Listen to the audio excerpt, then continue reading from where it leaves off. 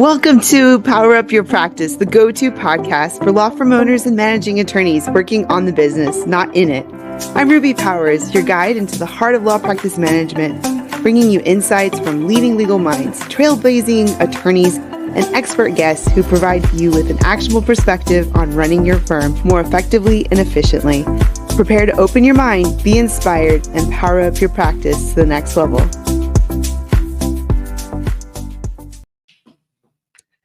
Hi, everyone. This is Ruby Powers, and we are on the Power Up Your Practice podcast. I'm your host and companion through the ever-evolving landscape of law practice management.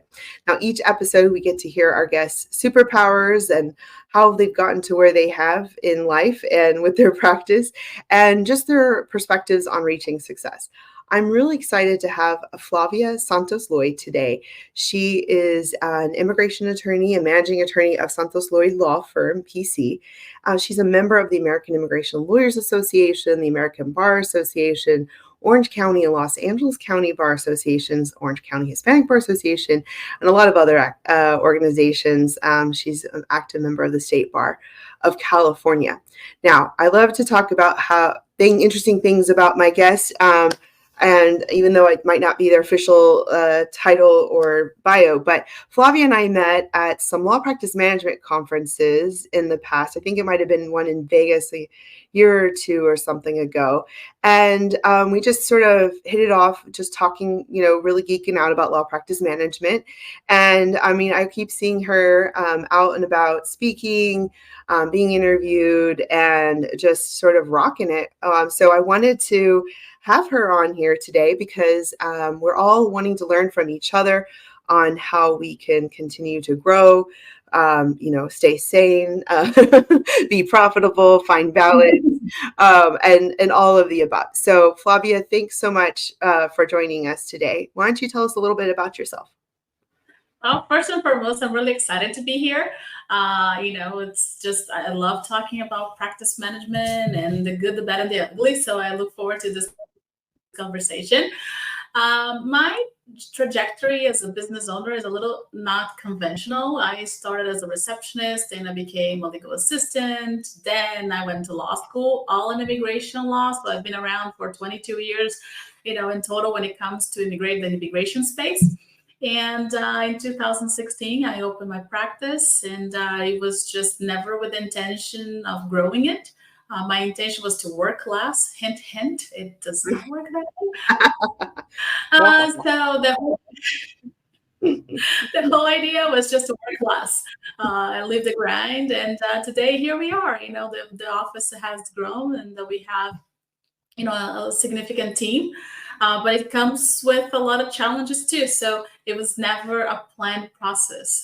So it's worth it, but very challenging.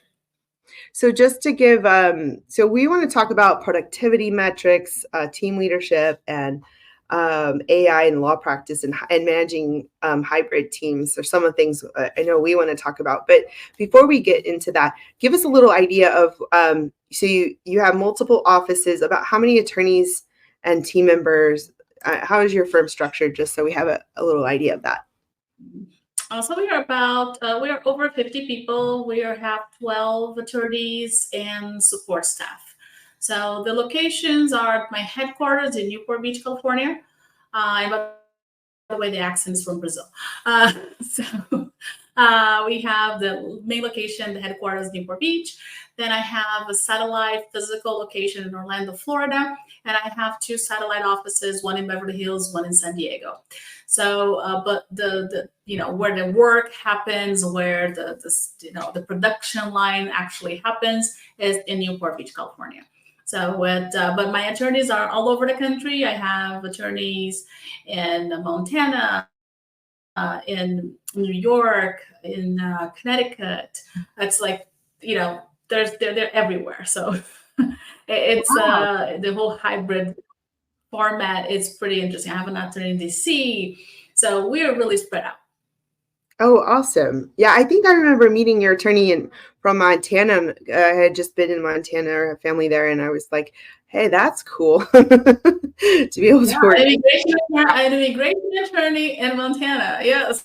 I think there's only like 3 or something. I don't know. Um, well, that's awesome. Well, I mean, you should pat yourself on the back. I mean, that's a explosive growth for what is that, like 8 years? I mean, that's really a lot. So we're all like taking notes to figure out what you did. So what? So I mean, why don't we talk about the productivity metrics? Like, how do you keep how do you gauge or inspire uh, your team to stay productive through all of this? Like, what are some of your tricks, and what have you learned along the way? Well, I've been tracking time for a very long time. From the time I was a paralegal in a law firm, I've always worked in immigration and it always been flat fee. But tracking time, I learned a long time ago that it's a really helpful way to quantify and qualify things. So eliminates a lot of the feelings and the emotions. Of course, they are part of the equation too. But let's say, I'll give you two examples. So let's say someone says that he or she is overwhelmed. And I Mm, see the time tracking, and we already know at 30 hours a week. And then HR can say, hey, what's going on? Because that's probably an underlying issue. It's not necessarily the volume of work. There's probably some underlying cause that this person is feeling overwhelmed. It's not necessarily the work. Maybe it's the type of work, or there's something else or something personal that is happening. So that really helps us with the metrics in that way. On the other hand, there's always those people in the office that never complain, right? They just keep doing it, and they never say no either. So that's something that when we are signing cases, we actually go and see how the time tracking is. Because let's say you're billing 50, 55 hours a week, and it's been a couple weeks and you don't have a reprieve. It helps us go, okay, we need to pull back, and we kind of hold off giving this person more assignments. So it can go both ways when it comes to people, but when it comes to finances and metrics for charging cases, it's really helpful to see, okay, how many hours are we spending on this complex RFE, and how much money are we making in this case? So it really goes to people, but it also goes to the finances of the firm, where I know how much each case is actually bringing me in. yeah. So it really helps. So and you keep track of time for everybody for everything, but are you do you charge mostly flat fee, or are you a combination of hourly and flat fee? Now it's flat fee. We charge flat fee, and we track time from everybody, even admin folks. But let's say if you're doing billing, how much time billing is taking you. If we're doing, the mail, how much time the mail. So that way, each person, we can really see the dollar and cent analysis to see how much profit or how much loss we have in that particular type of case or that type of activity. Right. No, I completely agree. In the people, so you charge flat, but you keep track of your time anyway, which is what a lot of people say you're supposed to do, because then, if you ever had to refund a client, you could find the portion that, but also when you have those metrics, I completely agree. Most people are like, oh, I don't want to be bothered with that. But you're saying you're taking the emotion, and you have the statistics, and you have the objectivity of knowing the data. And I love that. We're moving to a new case management software. I'm planning on doing that too once we get over there, even though we charge predominantly flat for everything. But I love that. And you're right. You're right. There's people who say I'm overwhelmed. And they're like doing less than the people who are the quiet ones, like you said in the story. And you're right. And if you don't take care of the quiet, hardworking, studious ones, then they're going to burn out, and then you're not going to be able to have them very long. And that you want to help protect them and their balance. No, I agree. So is the time tracking tied to your case management, and like, do you run reports like every day, or like how does your practically, like, how do you gauge, how do you watch that data, or the supervisors, or how does that work? we have a supervising attorney, and then she's the one who directs assignment of cases to attorneys. Then I have a paralegal coordinator, so she assigns the paralegal work, and they run their team's time. I run everybody's time once a month to see where we are. But at the same time, they are more on the micro, not micromanaging, but on the micro side of things. So I Right. do on a big picture. And I also run a monthly basis to see, because what I use in my practice management software, I run reports based on cases. So I can do an average of how much, for example, we have like a heavy O1 practice, right?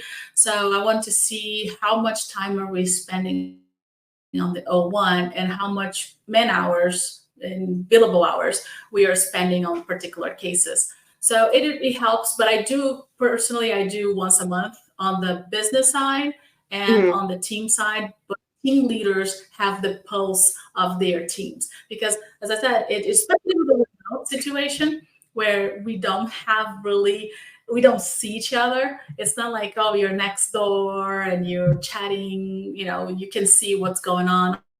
Oh, this person is more relaxed today. Well, we can't see that. And that's really the benefit of having those kinds of metrics and having the team leaders. Even our intake team, the leader of the intake team, she tracks time, and she tracks her team's time and their team sales. So that way we can keep, how much time we're spending on calls, where those calls come from. Yeah. Do you so then, like, not just you're talking about a lot of different KPIs that you look at the numbers on a regular basis to sort of gauge the success. And that's because a lot of people, I mean, on the topic of hybrid, a lot of people are like, well, I don't know what they're doing or if they're working hard or whatever. But like for the most part, you can gauge a lot of it by what they allocate their time to. And then do you ever see anybody like sort of padding their time, like, or like, oh, this took a long time. And we're like, yeah, that takes 10 minutes, I'm sure Well, some of your I people would do thankfully, that, hypothetically. normally I have the opposite problem where people are underbilling instead of Oh. overbilling. I think they're afraid, because here's the thing: our retainer indicates that we will refund. Let's say we're in the midst of the case, we'll refund based on the time spent. So they know that that time has to be accurate. There's no ifs, ands, or Mm. buts. Mhm. So if they're saying they're drafting for an extra 2 hours and I don't have work product that justifies those 2 hours, if that person asks for a refund, we have to have accurate time billing. So maybe on the admin time, if people were to pad something, it would be on the admin stuff, versus, because we keep track of admin time too. So let's say you're opening the mail or you were organizing your desk, whatever. I mean, I don't track organizing my desk, but you know what I mean. Yeah.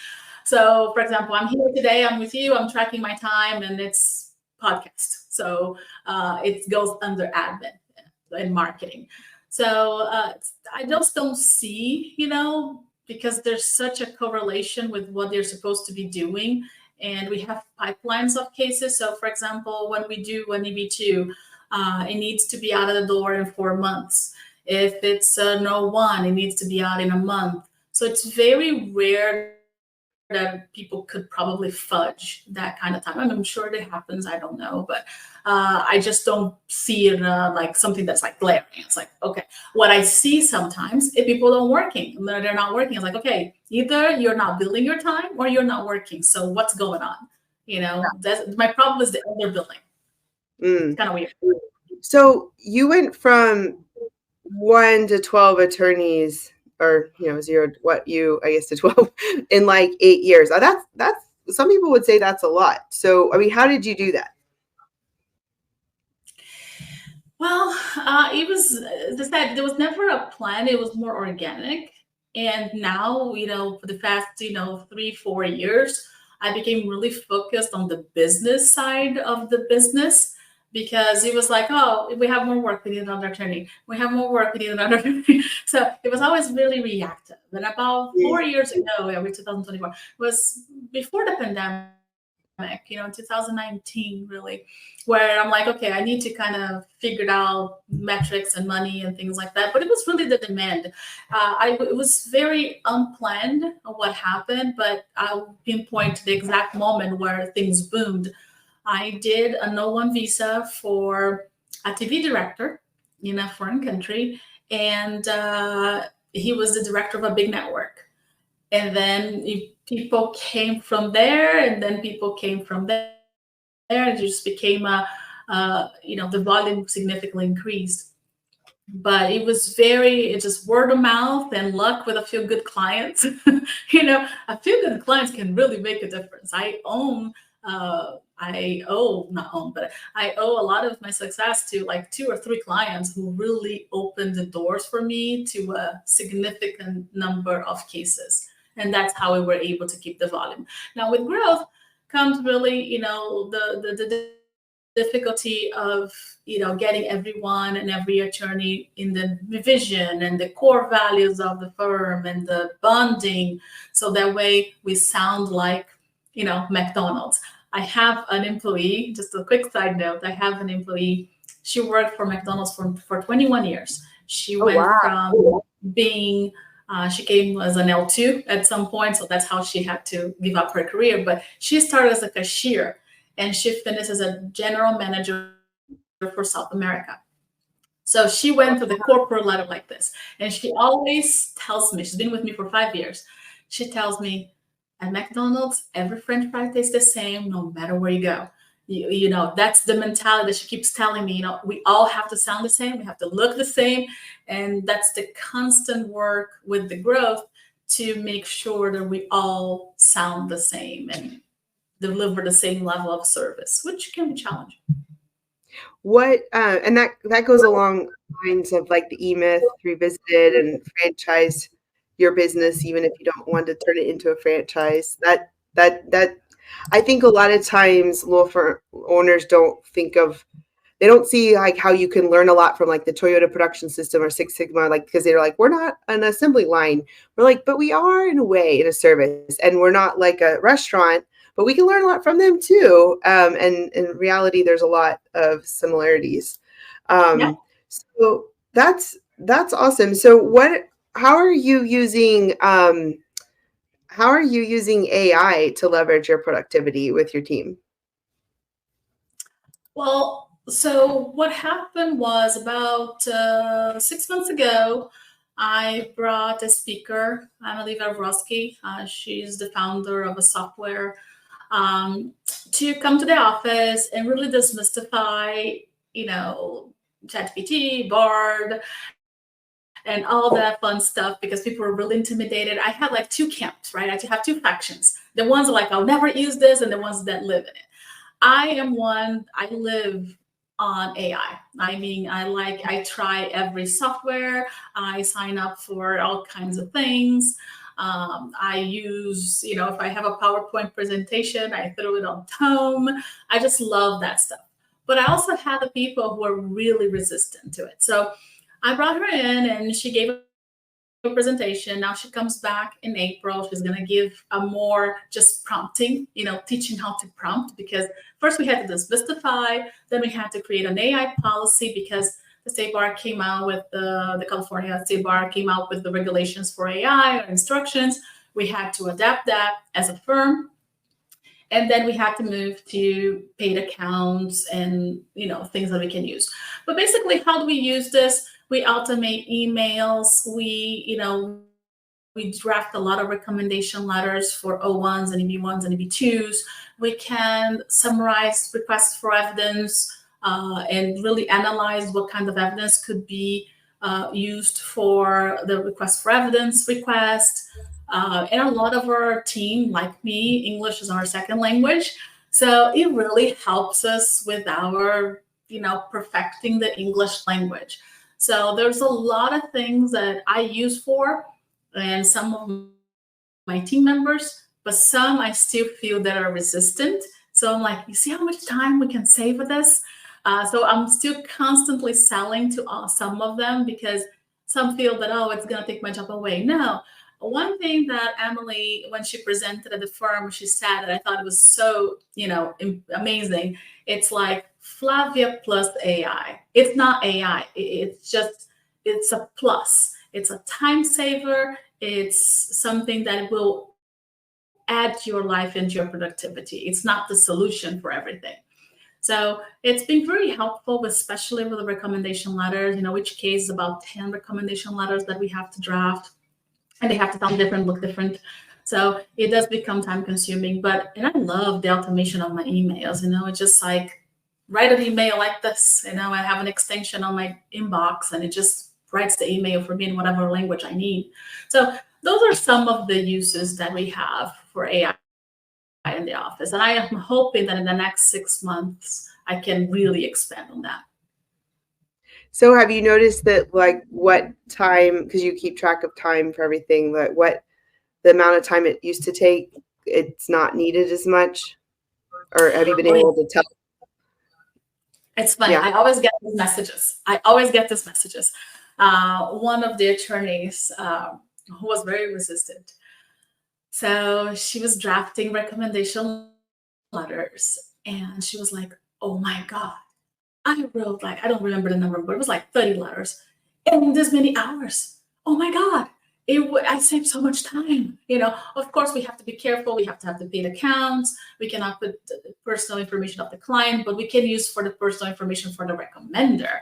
So that a big chunk of the letter is drafted for you. And of course, we have to tweak, edit, be ethical, and verify the information.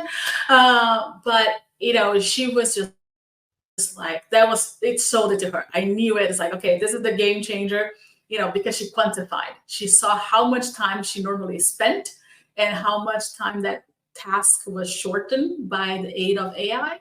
And that was boom. She was like, okay, I'm a believer now. So Oh, wow. That's well, and I mean, I've been at a lot of the tech conferences or spoke at them and talking to lots of people. I mean, it's insane. Actually, I'm trying to remember all of the different.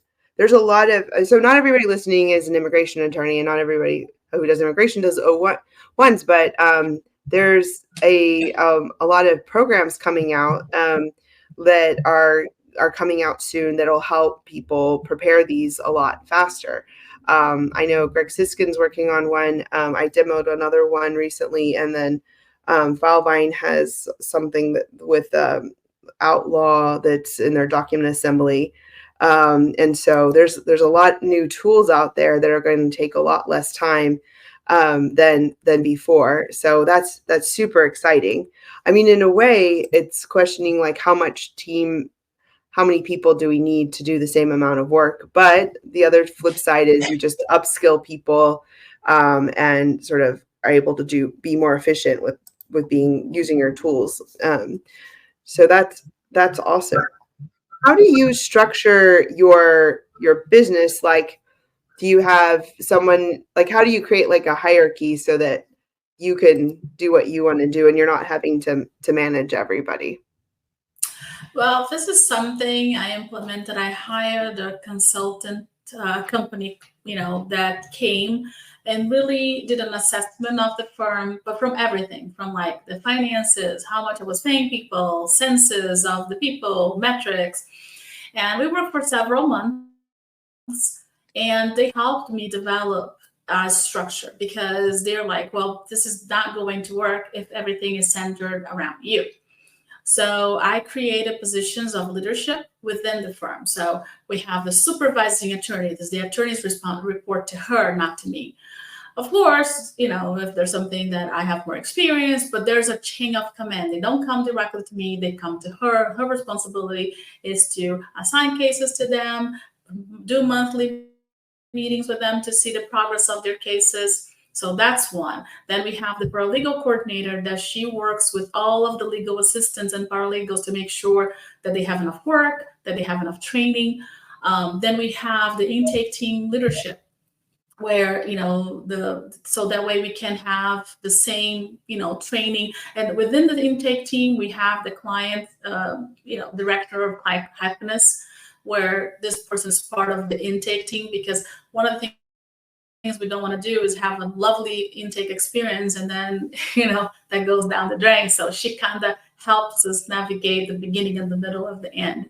So, but that took time because I did not know. As I started by myself, so it was just like, oh, everything's with Flavia. If you need to do mail, you do it with Flavia. So I had to work at a delegation, and I love delegating, but I needed to give people tools. So, for example, my supervising attorney, she's amazing, right? She's a great lawyer, but we don't go to law school and learn how to be managers, right? So now she's going to management training so she can learn how to be a manager, not because she doesn't have the skill set, but I had to go take courses, management courses and practice management courses, because managing people is just not natural. Nobody says, oh, I'm Johnny, I'm going to be a manager when I grow up, right? It's like, that's like, so you want to say with a lawyer, you're a doctor, but not a manager. So Well, I work with them to build on those skills. Otherwise, it's just insanity, because it was for quite some time. It was just me making every single little tiny decisions, and it was just not a good, it's a good yeah, setup for growth. I definitely agree. Like, you can't grow until you master delegation and management, and you really have to build a sustainable infrastructure or hierarchy that doesn't revolve around you. And until you can build that, um, you're not going to be able to get away from the day to day. And the more successful and the more you solidify that, the more you're able to get to continue to grow and add on to it and see the big picture. Because when we're too much in the day to day, then we can't see was the weeds from the trees, or I don't know what the expression is, but like, we can't really see the big picture, and we're sort of in reactionary mode instead of proactive. No, I agree. So, all right, where are you on the spectrum of consults? Like, do you have to do all of them, or do you let your associates do some, or certain ones do them? Because some people are like, no, only the primary attorney gets to do them. But I always find it fascinating, people's opinion on this. Well, I believe in empowering people. So, if they're, hey, I want to do sales, because I do have incentives for sales. If they want to sell, they get more money. So I want them to have that opportunity. So yes, I do most of the consults. I do a bulk of consults at 3 days a week. I have meeting with people, and I do also meet with current clients. So those are days that are just hard. Yeah, Those are hard days, but I enjoy meeting with people. I enjoy talking, so it's all good. But I do have another associate who really is involved with people. She likes the sales. She enjoys the exchange. So why not? So we have the attorneys that I have on my site that are available for consultation is because they want it to be. Now, some have a lot of consultations, some don't. But some want the exposure to how to do intakes. I think it's a good experience. I think it's just something that you get your training wheels, off, and you go from there. But I don't make that a requirement of the job, because I feel that, it's kind of a weird situation when I hire attorneys too. It's like, okay, this is what I have for you now, so you can go through your 90 days. But after the 90 days, tell me what you want to do. And let me see if I can tailor your job to your personality and your needs.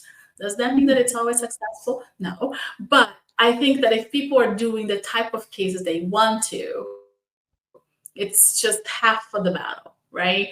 So, okay, I'm hiring you because we have a bunch of O's. But if you don't like O's, please tell me so I can kind of try to work with you and develop the kind of work that you would like to. But the consults are just, I think it's such a personality thing, yeah. It's hard to force that on people. But I have people who are highly technical and they want to do review work. So do your review work. I just want you to be happy. So No, that's true. I think it might have been I don't know, one of the conferences, there was this interesting concept. Like, I'm thinking about like partnership track, and working on the chapter of my book on that, and just preparing for that as well. Are you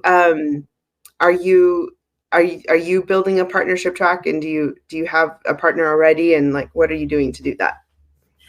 So part of the consultant work that I did last year or the year before is I created a career track because I realized that at some point people want to see something else, right? They want to see a progression of their career. So while I don't have a partner yet, now I have a partnership track. It's not automatic partnership, but you have to become, you become an associate.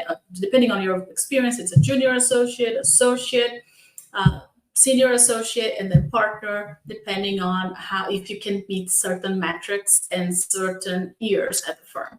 So I created that. It was from scratch. It was a nightmare, but I think it was necessary because I don't want people going, what's next?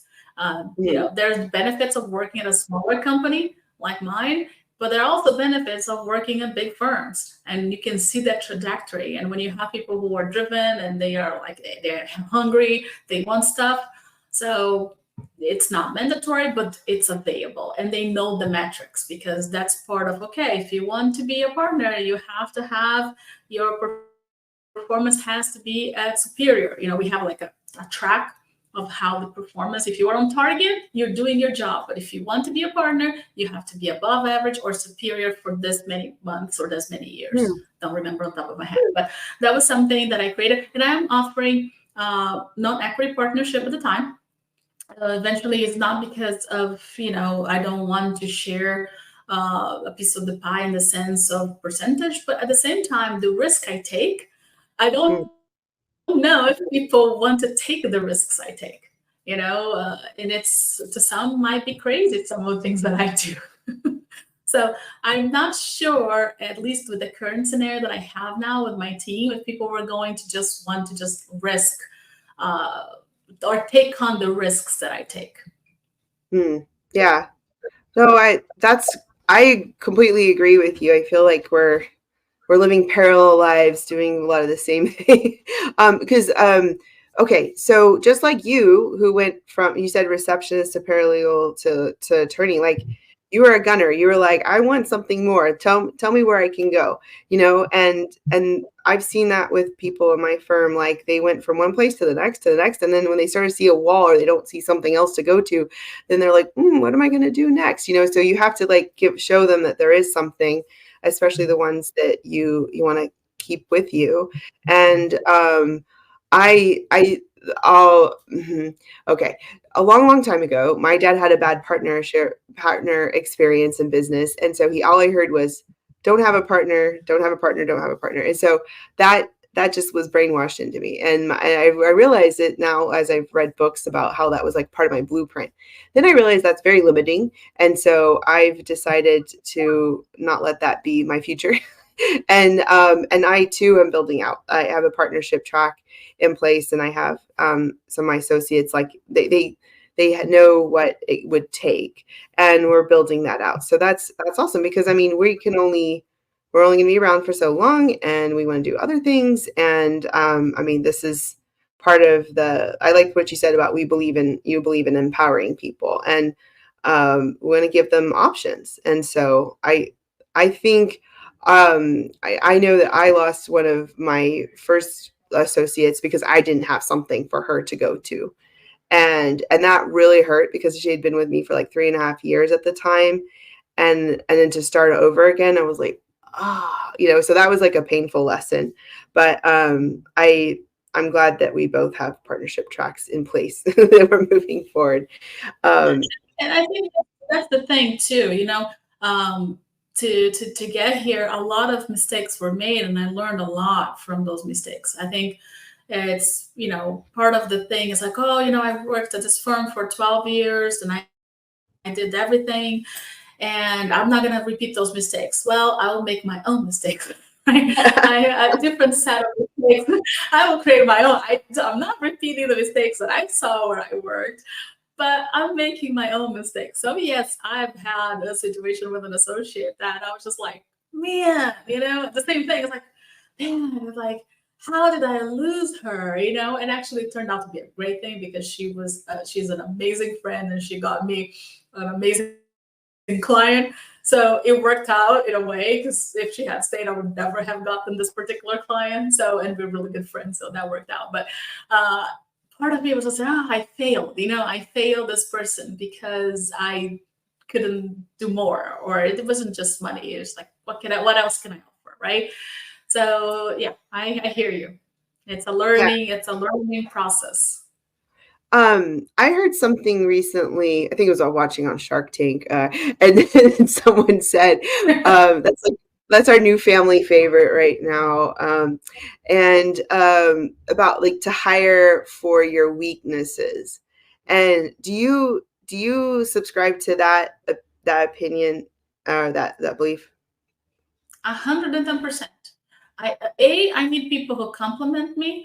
I want people who disagree with me, and I ask everybody's opinion. Sometimes I say that I want a co-op because I am constantly getting people's feedback, and I want them to challenge me and say, "This is how I want," or "I disagree with you." It's not just a compliment, the word hiring for my weaknesses, but also like pinpointing those weaknesses, because I don't know. It's like I want you to tell me. Whenever I do an onboarding, we have an onboarding on our intranet. It always ends with that. It's the open door policy, in the sense that you need to tell Yeah. me what's wrong. But absolutely, if I wanted a bunch of mini Flavias, it would not be a good idea. It's just not. We need different people. We need balance. I cannot live with myself. Imagine two. It's just like no. It's just like no. No, I agree with you. I think so I think we have to be introspective to find out our strengths and our weaknesses, and then we need to help fill the gap of our weaknesses and find a good leadership team that can help hold us accountable, challenge us, grow together. And yeah, I mean, I feel like it takes a while to get to that space to be able to afford or to find the people and afford the people and keep them engaged. But when you do, it's magic. And I think that's what we both have gotten to a point, and then it's just like, whoa, what now can we do, to continue on that path. That's the hardest part. That's the Yeah, hardest part. yeah. You know, Hiring, molding, keeping people happy, and it's challenging. But as you said, once it happens, it's magic. So it's worth it. So we're getting to the end. Surprisingly, I don't know where time went by, but what's your favorite board game? Monopoly. Oh, okay. I think you're the second person to say that. Monopoly. I have Yeah. trauma with Why do it, you like but Monopoly? that's a whole, because I hate losing, and I played with my brothers, and I'm the oldest. And whenever I was losing, I would end the game. It was a horrible. I mean, my brother would therapy for that. I mean, I would just end the game. I'm a much better loser now. Okay, No, but no, I I just love. completely agree. Like, I feel like Monopoly would take too long, or like someone would get super rich, and then like nobody else, the rent would be insane, and then you're like, I don't want to play this anymore. Yeah. Okay. Next question. What would you consider your superpower? The ability to compartmentalize. It's I compartmentalize very, very well. My mom jokes that I have several boxes and several drawers in my head, and just open and close and open and close, and it makes me a highly functional person. But it's that ability to just, okay, I need to close the door, I need to open that one, and then I just keep Yeah. going. So that ability really helps manage everything that I have to manage. No one's answered that before, but I agree that is a superpower, and it helps you. I think it helps you be a business owner because, like, just before we recorded this, I found out some really bad news for immigration, and then I'm like, okay, got to power through. We'll deal with that afterwards. But and there's just you've got Exactly. to. You can't sulk. You can't ruminate. You Yep. can't. You don't have time for that. like when I mean, this is a little probably too much, but like when my daughter's like doing something silly or stupid, I'm like, I don't have time for that. Like you can't get sick because I don't have time for that. Like don't get me. Yeah. Anyway. Sometimes people think that you're cold, or I'm not saying you, but it's like, oh, you're. Well, I need to survive. So Yeah. We've got a lot going on. it's survival still. I need to navigate a bunch of stuff at the same time. So it's like, no, this problem goes here, this problem goes there, and yes, I have to run a practice. I have to practice law. I have to be a mom, and I have to be a spouse. I mean, you have to wear all those hats, and you have to be able to juggle that. No, I definitely agree.